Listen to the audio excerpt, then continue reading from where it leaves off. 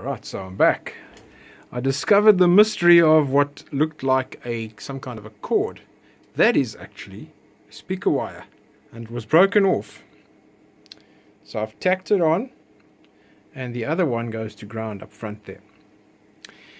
I've temporarily fitted a 2-wire cord, and that is now plugged in at my dim bulb limiter. And I'm about to check if I get sparks.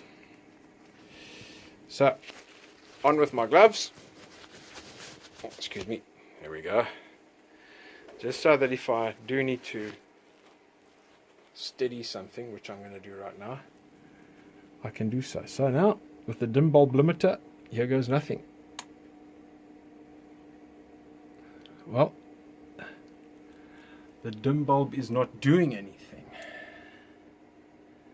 I've turned on the power.